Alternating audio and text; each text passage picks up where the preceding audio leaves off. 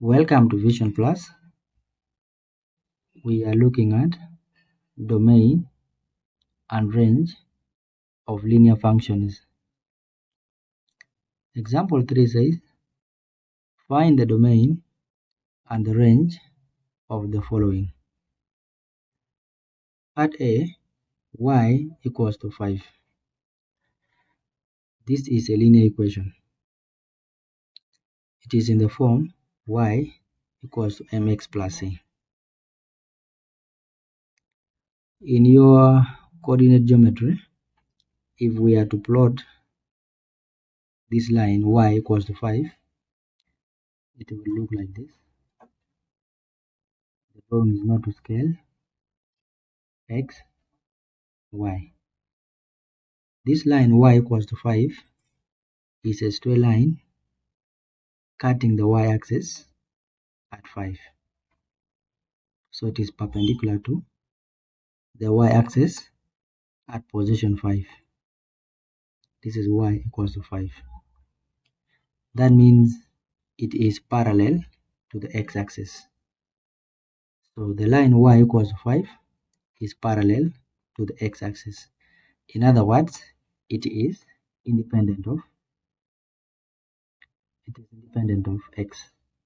It does not meet the x-axis. So for us to get the domain of this function, we all know that domain is a set of the values of x, or the input values for which there is a well-defined output value of the function y. And you can see from here that the function is independent of x. In other words, it does not meet the x-axis. So at this point, regardless of what the value of x is, the value of y will always be 5. This implies that our domain is a set of the real values of x, set of all real numbers, because whatever value of x we choose and substitute it here, the function will always remain 5, which is a real number.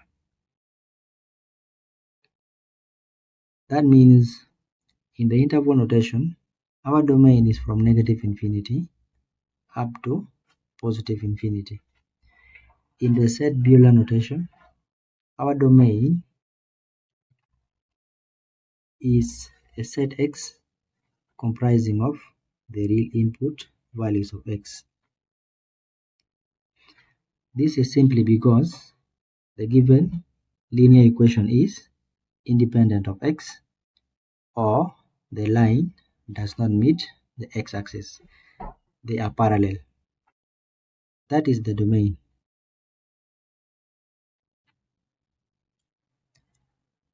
Going to the range,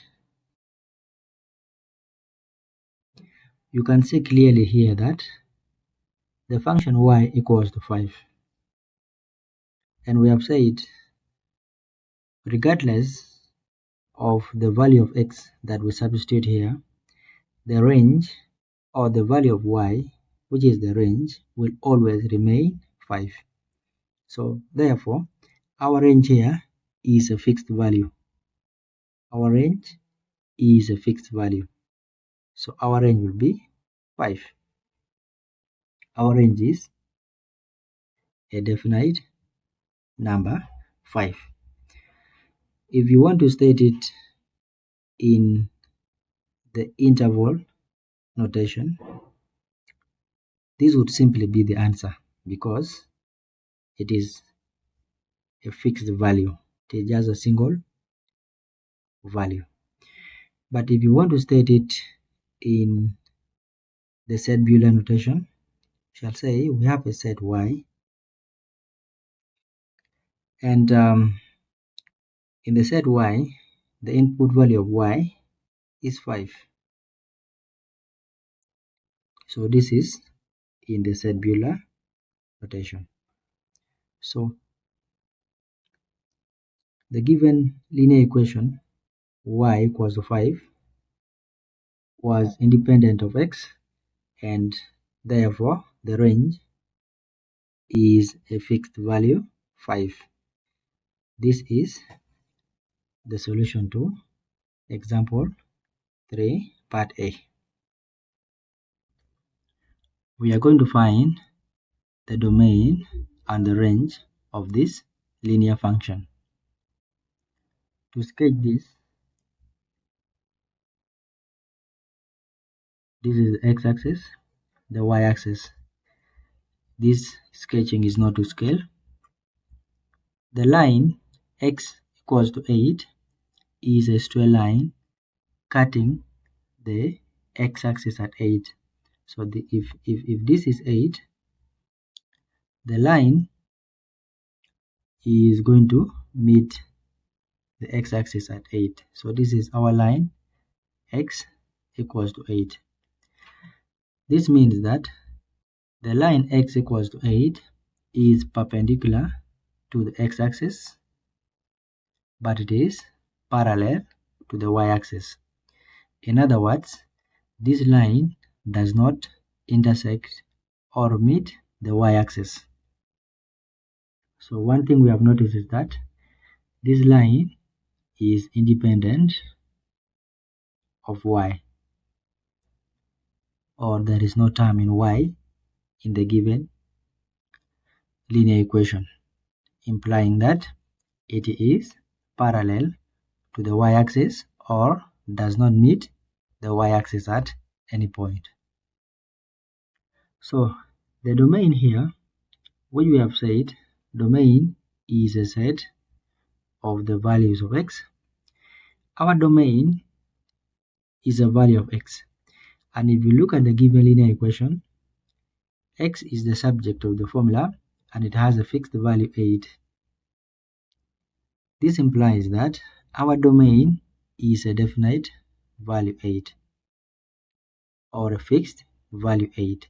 So domain here is 8. Remember, domain is a set of the values of x, and this is the only value of x for this given linear equation. Therefore, our domain is 8. In the set below notation, our domain is a set x for which the entrance or the entry values is only 8. These are the entries in this set, or the members of the set is only 8. This is in the set Bueller notation, and that is our domain. Going to our range, we have said that the given equation is independent of y, and for the range we are looking for the values of y which are well defined by the input values of the domain, which are the values of x. So here the function will always be 8 regardless of what the value of y is. This implies here that our range will be a set of all real numbers. Set of all real numbers.